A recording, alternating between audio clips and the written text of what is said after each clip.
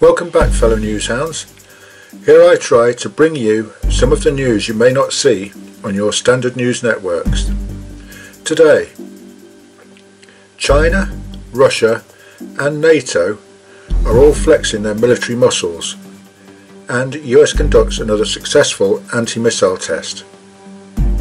So let's get into it. All three of the world's superpowers have put on a show of force this week, with both China and Russia putting on massive military parades and NATO embarking on their biggest joint exercise with Georgia. China celebrated the 90th anniversary of the People's Liberation Army, or PLA, at China's largest military training centre in the Inner Mongolia region. President Xi Jinping presided over the parade wearing army fatigues, telling troops the world isn't safe at the moment. A strong army is needed now more than ever.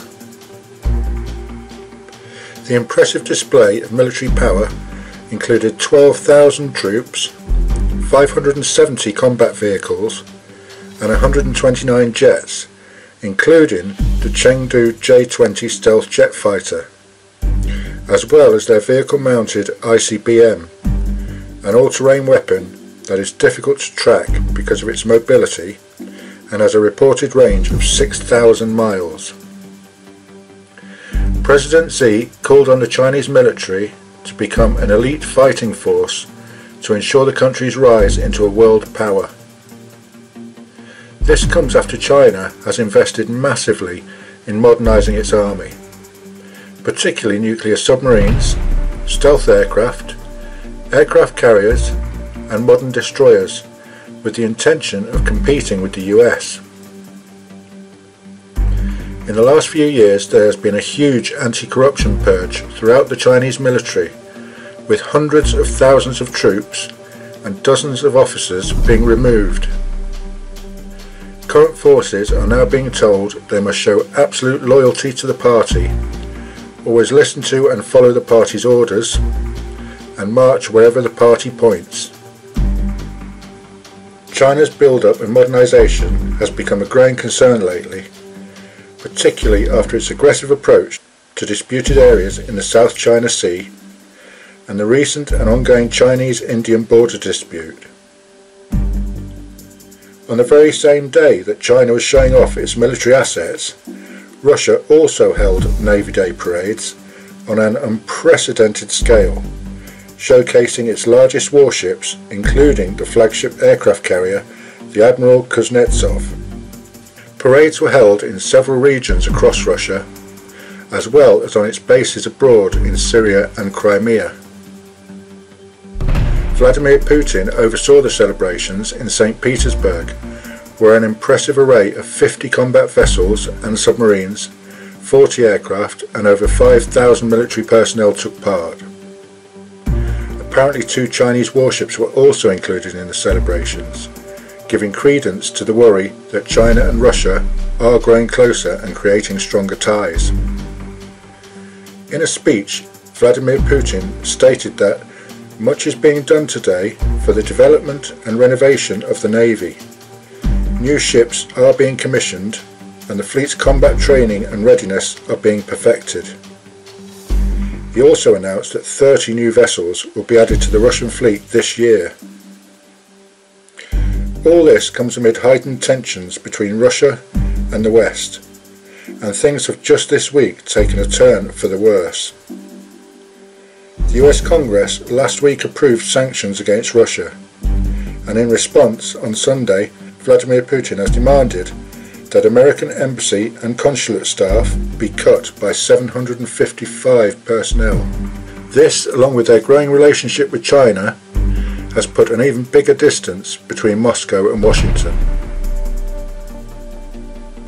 Elsewhere, the United States and Georgia have embarked on their biggest ever joint military exercises.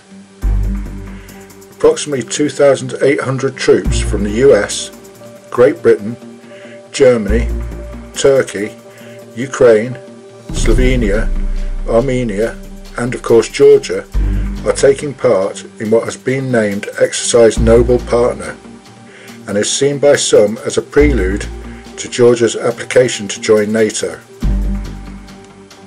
Georgia sits right between Russia and Turkey and could be considered a strategic position.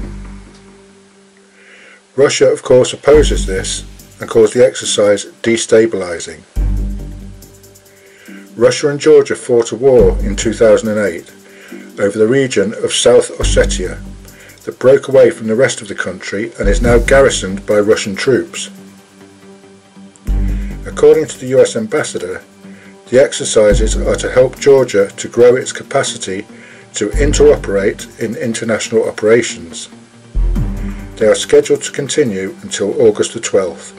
And finally, the US has just conducted another successful THAAD missile test. The THAAD, or Terminal High Altitude Area Defense, so far has a perfect test record in 15 out of 15 tests. An anti-missile missile, it is used to intercept short and intermediate range ballistic missiles, but not intercontinental ballistic missiles, or ICBMs. A medium-range ballistic missile was launched as a target over the Pacific Ocean. The THAAD system, stationed in Kodiak, Alaska, then tracked, targeted and intercepted the missile successfully. This test comes just days after North Korea's second ICBM launch, which demonstrated that Kim Jong-un now has the ability to reach mainland America. Although he is so far not able to fit a nuclear-tipped warhead to his missiles, it has still caused grave concern across the world. South Korea have said that in light of this latest test and the increase in tensions, they are now considering deploying 2 more THAAD systems along the north-south border. So as you can see, there has been a lot happening with the big military players this last week. I will try to keep you informed about these and other stories from around the globe, so hit that subscribe button for further updates.